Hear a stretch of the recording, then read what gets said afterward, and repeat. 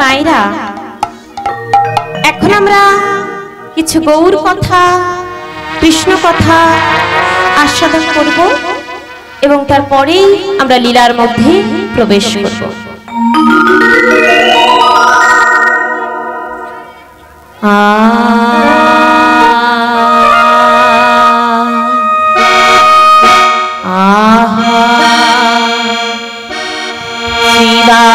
সুয়ঙ্গনে নাচে সচির দুলাল, শিব সুয়ঙ্গনে নাচে সচির দুলাল, শিব সুয়ঙ্গনে নাচে সচির দুলাল,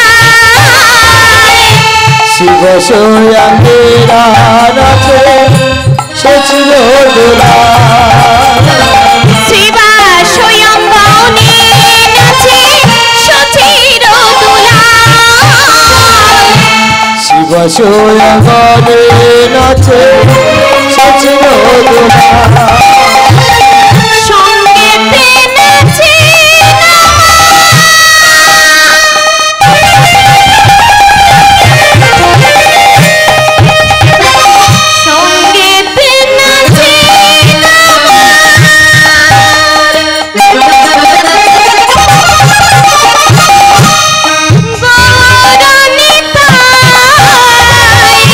সঙ্গীতে নাচে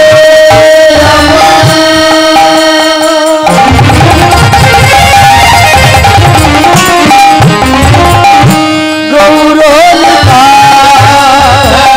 শিব সুয়ঙ্গনে নাচে সচির দুলাল, শিব সুয়ঙ্গে নাচে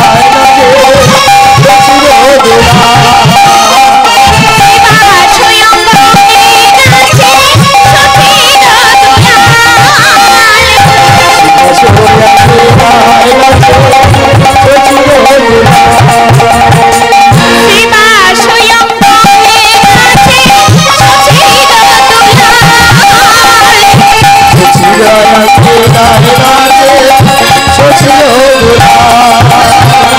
সঙ্গেতে নাচে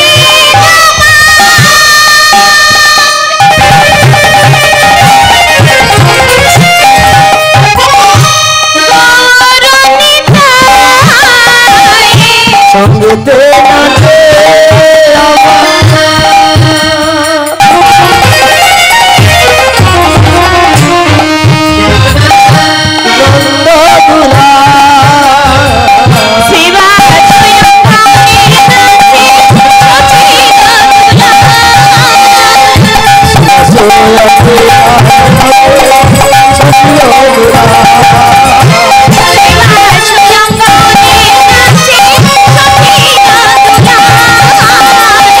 শিব সোয়াঙ্গে নাচে সচির দুলাল, ভক্তগণ সঙ্গে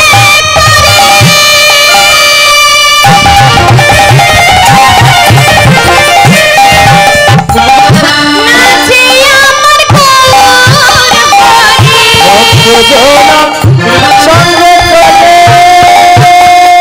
নাচে আমার গৌর হরি,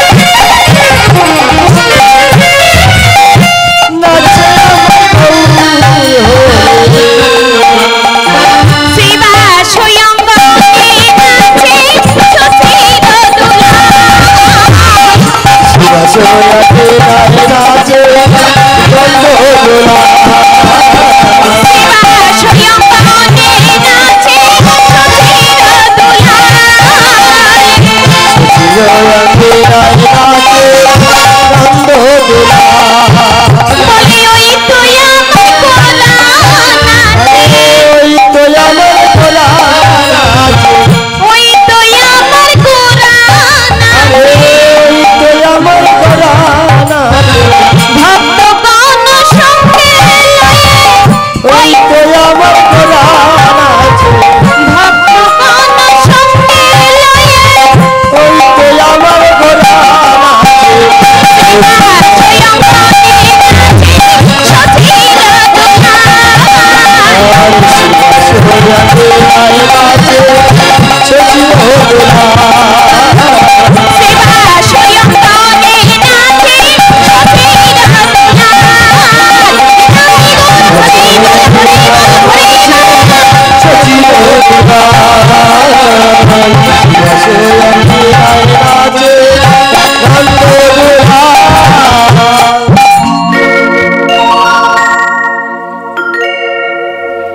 অদ্যকার মহতি শ্রী শ্রী হরিবাসরে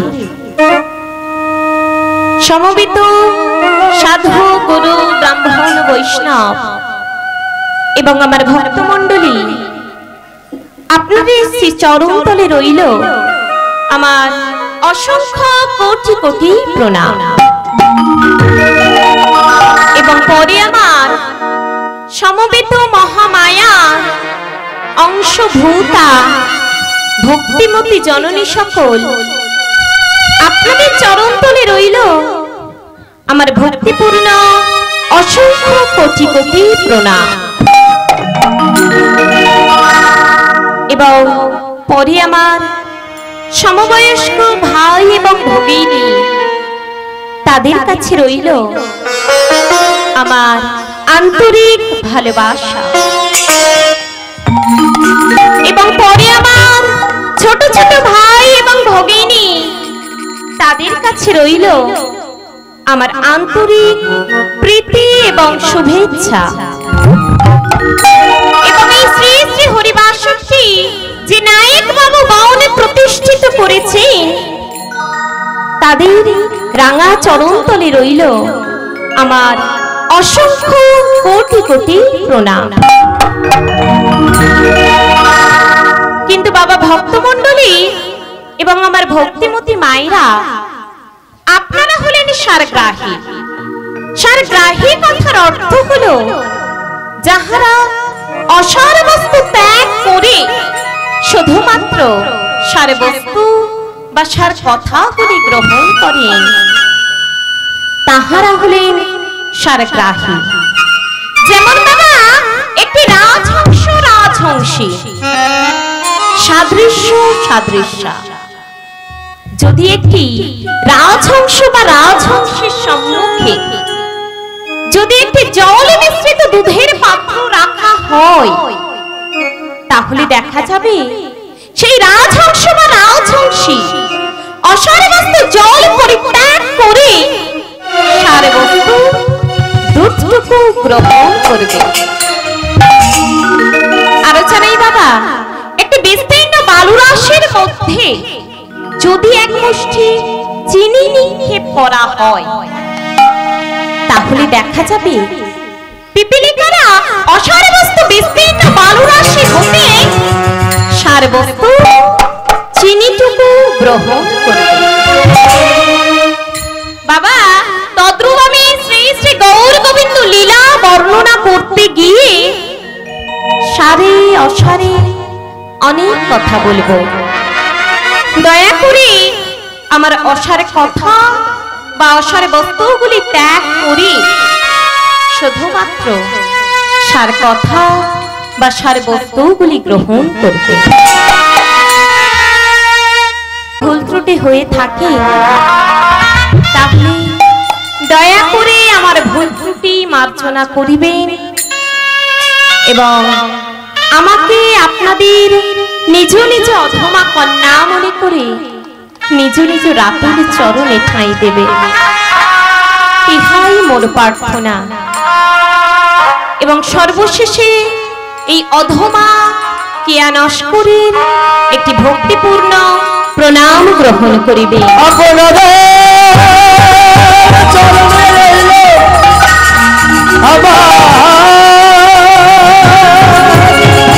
শত শত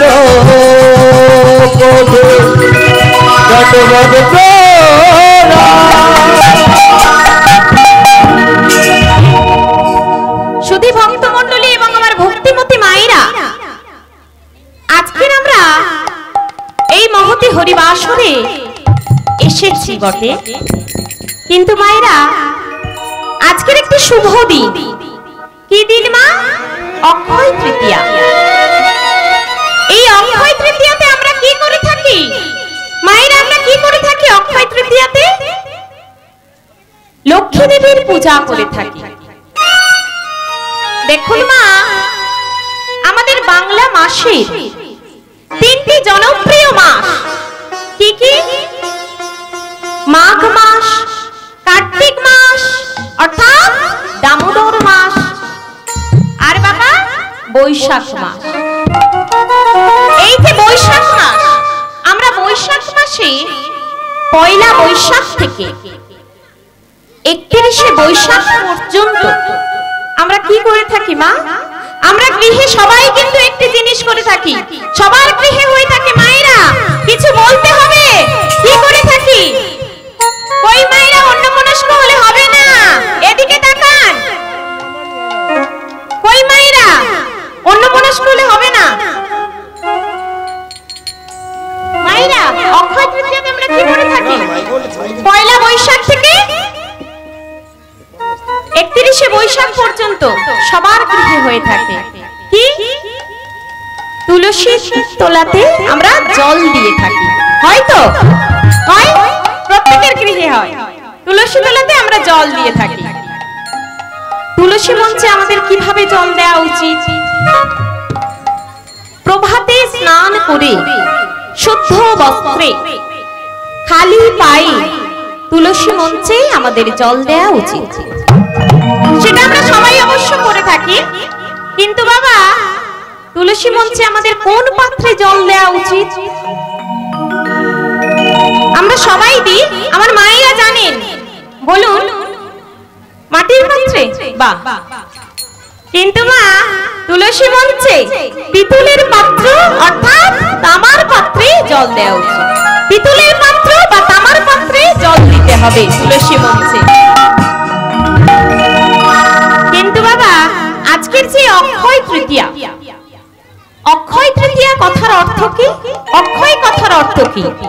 যার কোনোদিন ক্ষয় হয় না, অর্থাৎ চিরজীবন অক্ষয় হয়ে থেকে যায়, সেটাই হলো অক্ষয়।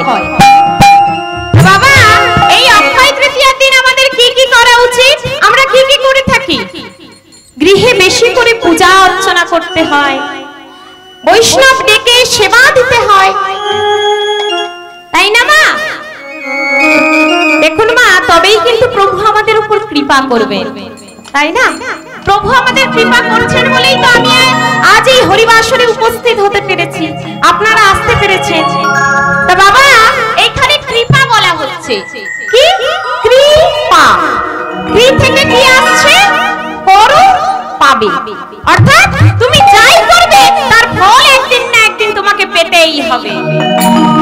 বাবা সে ভালো কাজ করো আর খারাপ কাজ করো, তার ফল তোমাকে একদিন না একদিন পেতেই হবে।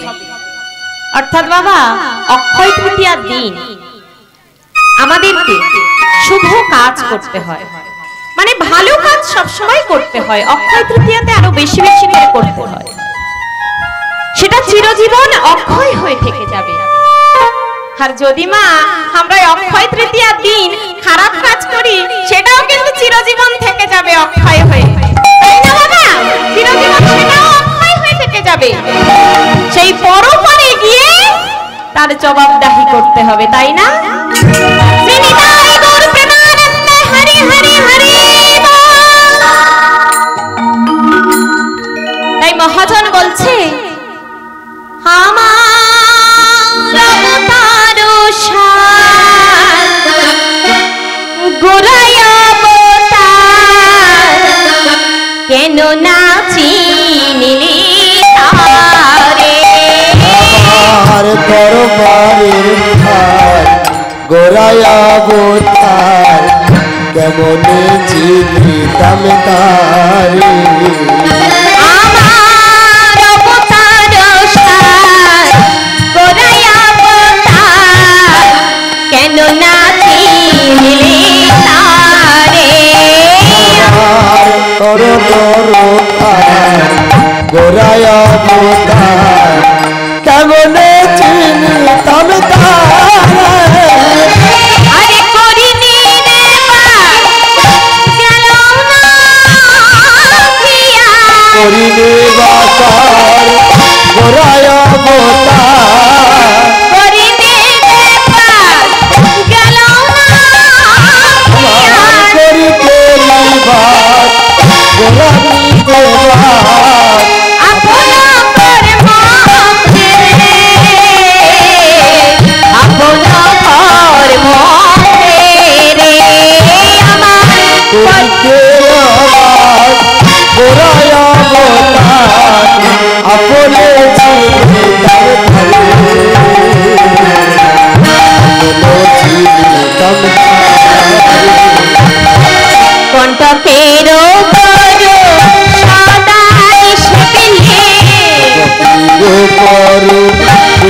পরপারে অন্ত পেরো তর সদাই সেবিলে অন্তরে সদাই সবরে অমৃত ফলের আছে প্রেমে কল্পতরু শ্রী গৌরাঙ্গ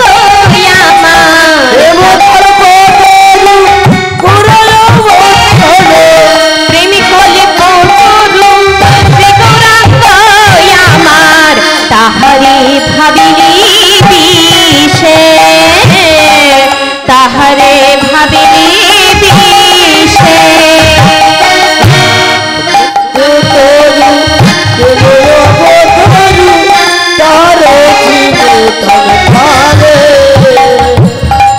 পদকর্তা কি বলছেন? অবতার সার আমার গোড়াই অবতার, কেন না চিনিলি তারে। না বাবা, আমাদের এই ভবার নবে অবতার কে বলুন তো? আমার গৌর হরি। কিন্তু মা, তাই প্রেমানন্দ দাস বললেন গৌর হরি কেবল অবতার নয়, তিনি হলেন অবতরী।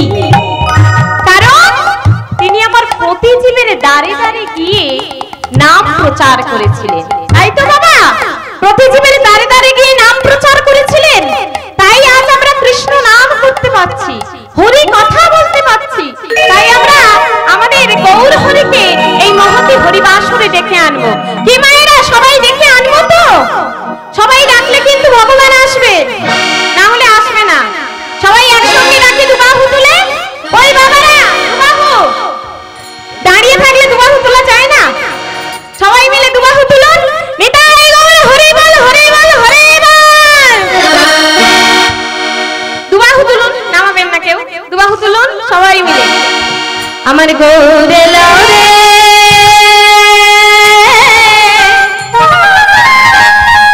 সোনার নদিয়ায় হরির ধ্বনির, কই মা হরির ধ্বনি কই? শুনতে পাচ্ছি না কিন্তু আমি, হরির ধ্বনি কই? বলেই না। হরির ধ্বনি, উলুর ধ্বনি, শব্দ শোনা যায় আমাদের গৌরে লরে। আমাদের গৌরে লরে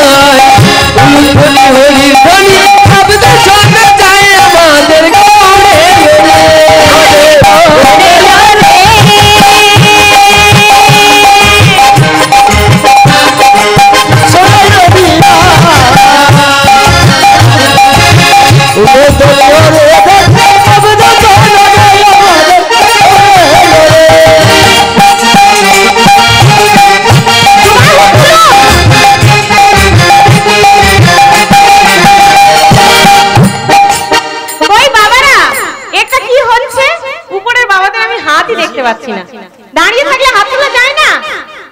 একটু সবাই মিলে গৌর হরিকে ডেকে আনি, দুবাহু তুলুন সবাই মিলে। আমাদের গৌরে লরে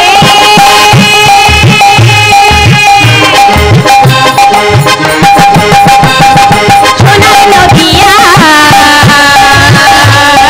হরি হরির ওলর ধনির শব্দ শোনা আমাদের গৌরে লরে। গৌরে ধরে সোনার নদিয়া অনুধরি হরি হরি শব্দ শোনা যায় আমাদের গৌরে লরে। গৌরে ধরে সোনার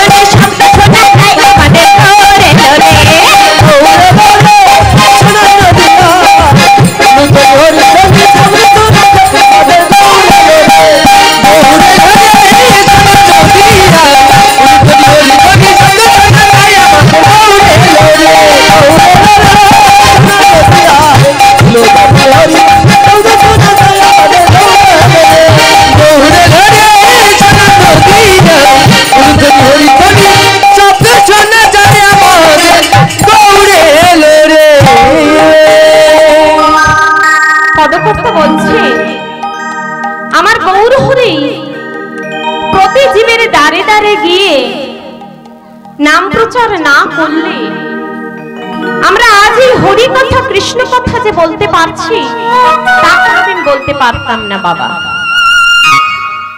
তাই মহাজন বলছেন, সৌরভের আসে পলাশ শুকিলি, সৌরভের আসে পলাশের শুকিলি, সৌরভের আসে পলাশ শুকিলি, সৌরভের আসে পলাশের শুকিলি, না সায় বসিল কীট দণ্ড বলি কাঠ চুষি, কেমন লাগি রে মিঠো, সৌরভের আসে পলাশের শুকিলি, সৌরভের আসে পলাশের শুকিলি, না সাই বসিল কীট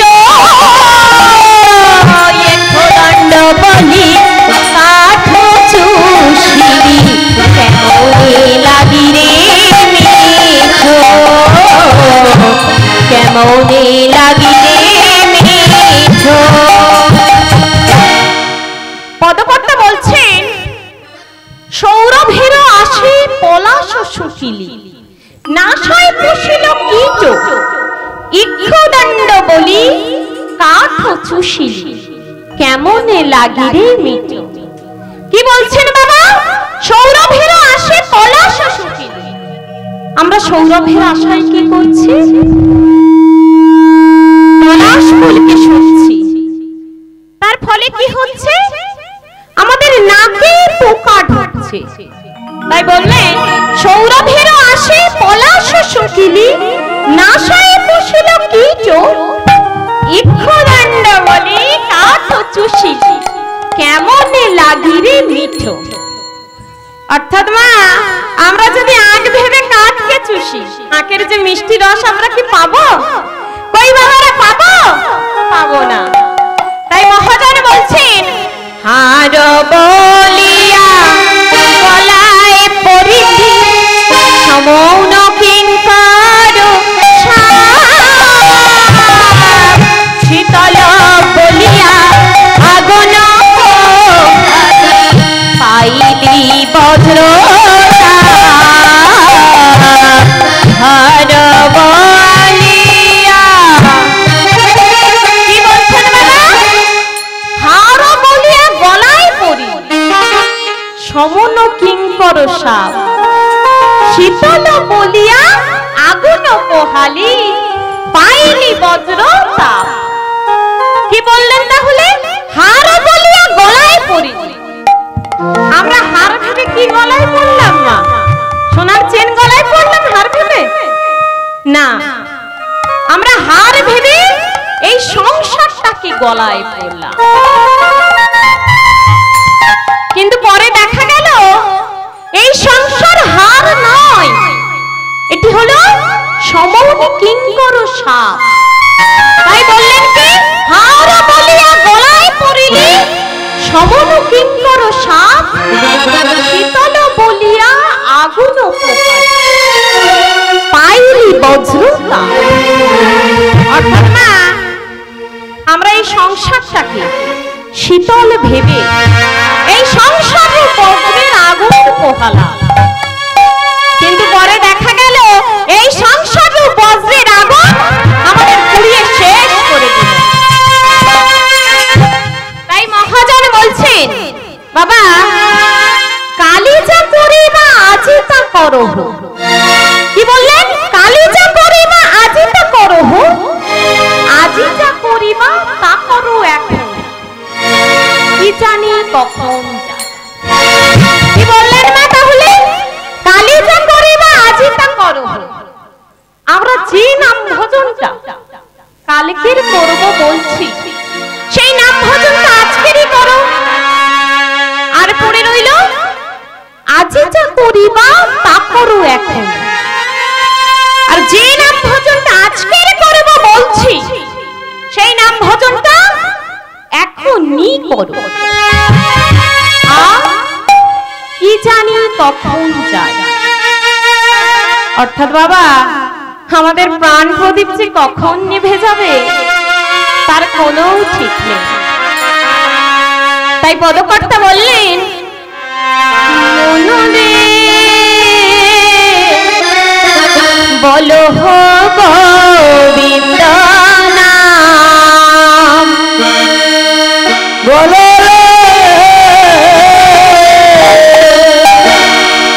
বলো গোবিন্দ মনরে বলো হো গোবিন্দ নাম, বলো বলো গোবিন্দ আজকাল করি কি আরো ভাবিছ, আজকাল করি কি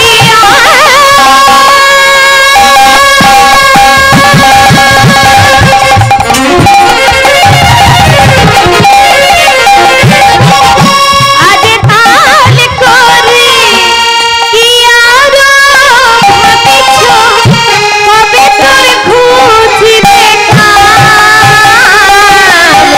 কবে তোর ঘুচিবে কাম। আজকাল করি পদকর্তা কি বলছেন বাবা? মনরে বলো হো গোবিন্দ নাম, আজকাল করি কি আর ভাবিছ, কবে তোর ঘুচিবে কাম। অর্থাৎ বাবা আমরা এই সংসারে কি করে চলেছি মা? সারা জীবন ধরে শুধু খেটেই চলেছি। ওই মায়েরা এদিকে মন দিতে হবে তো।